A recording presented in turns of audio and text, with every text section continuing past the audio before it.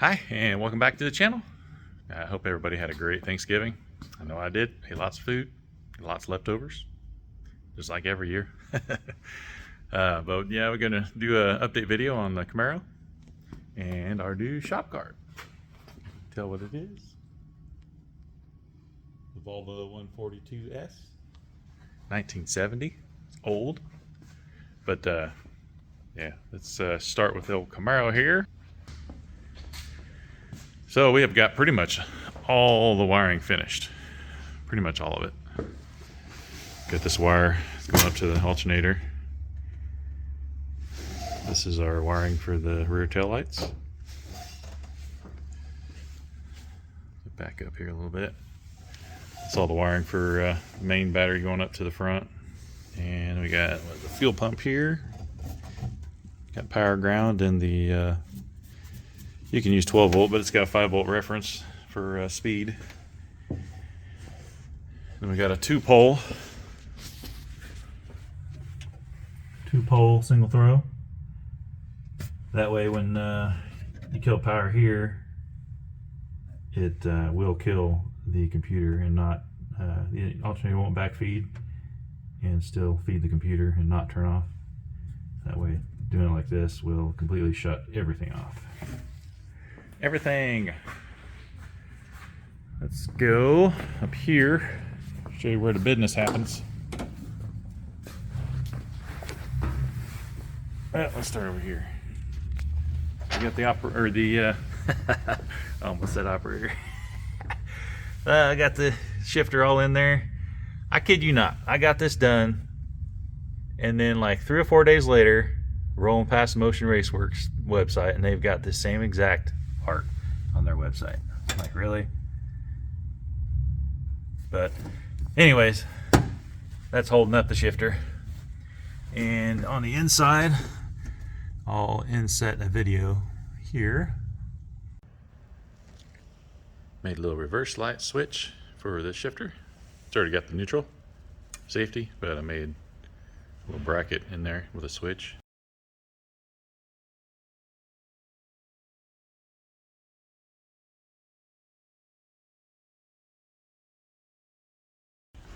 I got it connected to my meter so you can hear it. That's reverse, then neutral, reverse, park.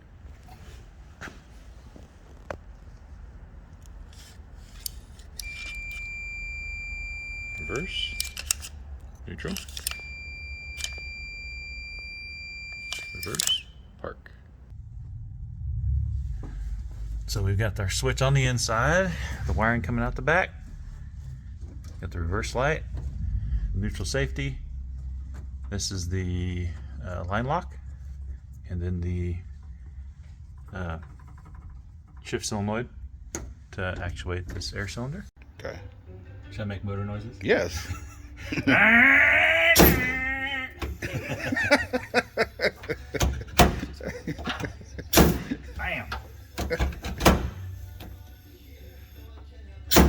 That's cool. Santa Claus. And that most of that stuff will run up in this area here. This is just the connection for the laptop, but always make sure you zip tie that baby down. These will pull out and completely demolish your whole Dominator. No bueno. But we got everything nice and labeled. A lot of these come from the switch panel up high, and a couple of them, like this trans fan, comes from up high, and there's a little wire back behind. Comes from the Holly. That way the Holly will control the fans and the water pump, just in case, because we're human, you know, we don't always remember to turn that stuff on. So this old bad boy here, might as well use it if we got the ability to. This is the fuse for the coils. A lot of this stuff wanted clean voltage, and the coils will completely demolish that clean voltage, so they're on their own power source. Plus they need a different power source anyways, because they pull more amperage. So This that's what we're using this relay for. Earlier we said we were going to turn a bunch of things on with it, but all we're doing is using this relay here is the ignition relay. It turns on all the ignition fuses here. These are 12 volts over here, and this is ignition. These are crooked. I don't like crooked. But anyways, yeah, so this wire comes up and over, and we'll turn this relay on to give power to the coils. But then we got all the other relays. Ooh, I need a fuse. This aux, which we're actually using as a starter. I need to change that label. But pumps, fuel pumps, water pump, transmission cool fan, other fans, all that fine jazz. We powered it up the other day, and all the lights work, which I'm happy about. Got the relay block for the power windows. Those are all connected, and they go through their factory hole right there, in through there, and then connect to the motor that's in here on both sides. Got the screen connected. Got the blinkers going to the screen. That way we can have a the little blinker on each side, or wherever we want it. That way he knows that they're on. And these little lights will blink too when it's blinking, but it'd be cool to have it right there too. Got this connected. Brake wire or brake lights connected. A little power connector for the screen if he ever needs to unplug it. You can't just unplug it on the back of that, but another spot that you can unplug it. This will plug into the switches on the little panel that goes right here. Trunk popper here. We just took the trunk popper out of the panel that was under here. Take it out there and we put it up here so it's right up front. That way when he deploys the chute, he can just pop his trunk, throw the chute in the trunk. I'll show you. Trunk pop. This thing had a black panel here, and I was trying to drill a hole for that, and it just exploded, so made him a brand new panel. It's got a plug for that's the plug for the power windows. Get in there. Okay, what else we got? Let me show you the engine bay.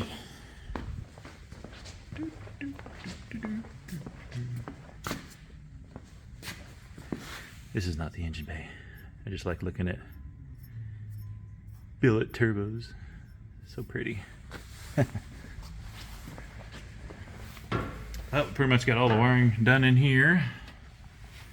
Got the hot wire kit for the coils done.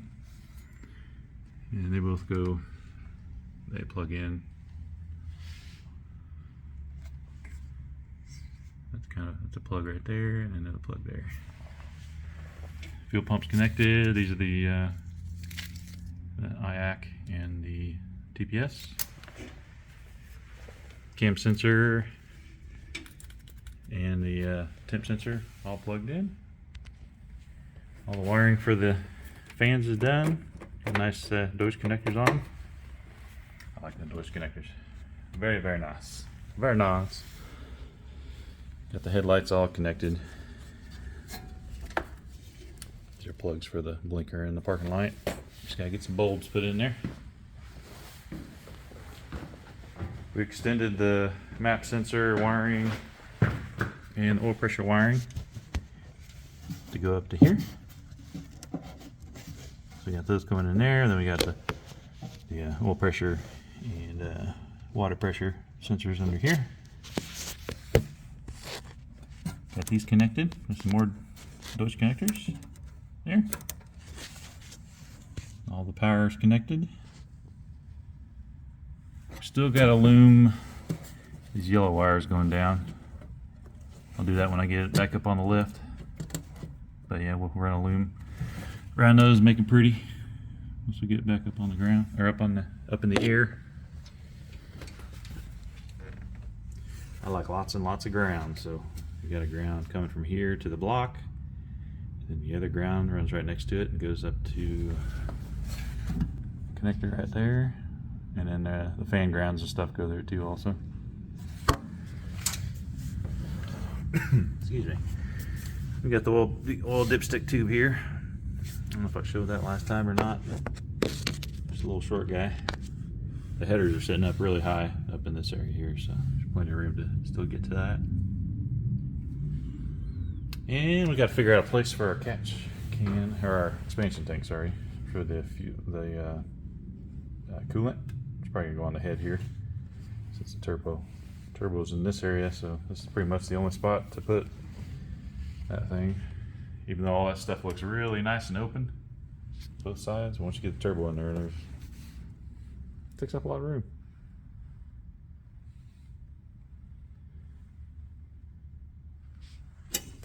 Got our shocks in, so we gotta take them dummy shocks out. Let me show you this axle, or here's the housing. Big beefy fella.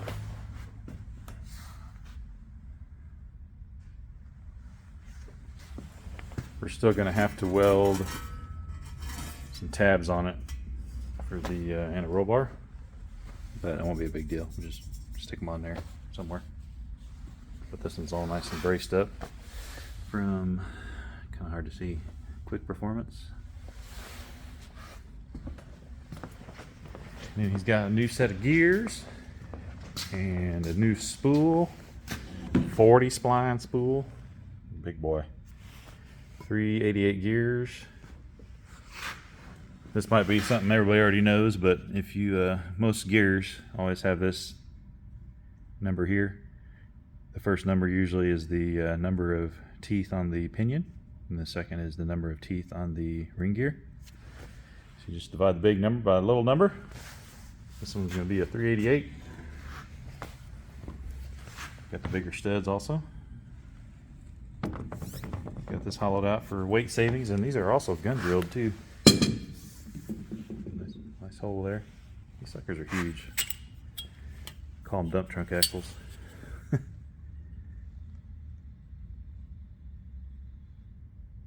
Inch and 5/8, actually inch and 3/4 almost. Yeah, they're huge. They are huge. Huge. But I'm happy to be done with all that wiring. Now we can get some, get the meat and potatoes. We gotta change out that diff. Put everything in the new housing. Make some brake lines. Install it. And put the turbos back on. I think he is wrapping the other header. This header's all nice and wrapped now.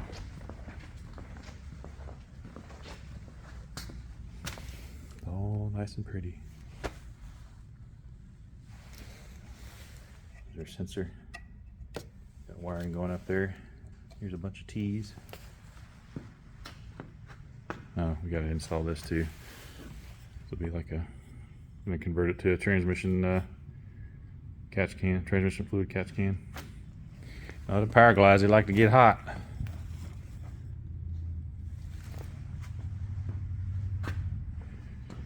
But that's about it for the Camaro update. It's getting close. It is getting really close to starting. And we'll go to this car. This is going to be our shop car. This thing showed up on Marketplace, and I just had to have it. Just had to have it. I didn't even know these cars existed. I've always wanted a Volvo 122S, which are a little more kind of rounded. But yeah, this car is, it looks like a little Datsun 510. You guys know what a Datsun 510 is. And this thing's pretty cool. I mean, it's got 4 piston calipers up front and 2 piston calipers out back from the factory in 1970. It just blows my mind. And rear window defrost. I'm easily amused, I know.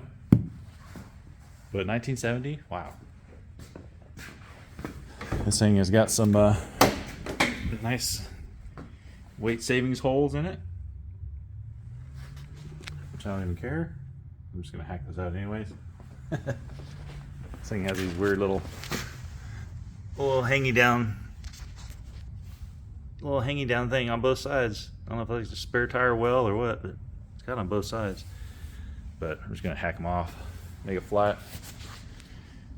It's even got a 4-link in it. 4-link with a track bar or a panhard bar. Crazy.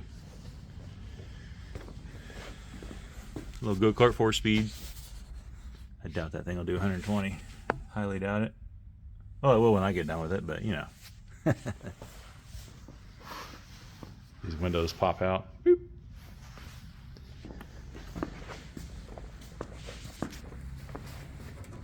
Oh no, gotta pop the hood. Let's see if I can find it. Of course I can't find it. Where's it at? Is that it? There it is.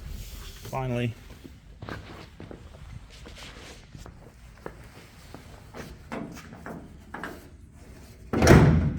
Wow, I'm failing. There we go. Little 4-banger. Gonna come out. LS, of course. It's gonna be quite the project to get the LS in there, I'm thinking. It's just got a funny, the way the frame rails are real high. I'm sure I'll have to cut all that stuff out. But I'm gonna get it running with this little 4-banger first so I can drive it around. Feel it out. Got like little SU style carbs on it. The little dampeners and stuff. Just fill those with oil so it goes up nice and slow. Kind of like almost like a motorcycle carb. It's got the little cylinder that goes up and down on the inside of the carb. But yeah, I've been slowly working on it. The rear calipers were sitting in the trunk, completely rusted. So tore them down, sandblasted them, put a rebuild kit in it. And I'm going to do the same to the fronts. The fronts are on there. I'm not sure what kind of condition they are. They look old and crusty, but I'm going to take them apart also. I got a kit to rebuild both front calipers also. And these have had like 2 lines run to the back for the back brakes, and then some the little valving. So I'm just going to run 1 back there, redo it. They did a lot of oh, these aren't even connected. Yeah, so I'll have to redo some of that. But anyways, looks like somebody worked on it one time or another. But we're gonna put the proportioning valve up here somewhere, just one, and have 1 line going to the back instead of 2 lines. Because up front, the calipers have 2 hoses going to the front calipers, and they're just kind of a redundancy thing they were doing back in the day, I guess. You can see they got 2 lines here, but then they split off on each side. It's weird how they do it. That's the front brake, back brake. Yeah, it's strange. Didn't need all that crap, but yeah, we'll do some changes, and I'm excited to drive this thing. For being such a small car, 2,500 pounds, should move out pretty good with an L33 and a power glide and a turbski. Got room enough to move that chair back so I can fit. I fit in it, but it's big old steering wheel here. I don't know why they liked big steering wheels back in the day. I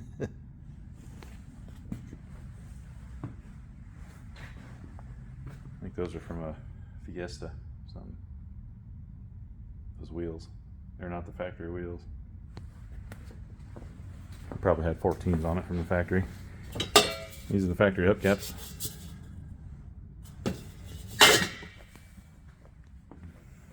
But that's the shop project. I just kind of work on every once in a while. Got to get these hot rods done first before I work on my own stuff. But that's your update for Bernard Fabrication and Performance. Hopefully the next video will be starting this thing up and listening to it rumble. I'm not sure what the cam's going to sound like. I'm sure it's going to sound good. It's supposed to make lots of horsies. So appreciate you guys watching, and we will see you on the next update. Bye.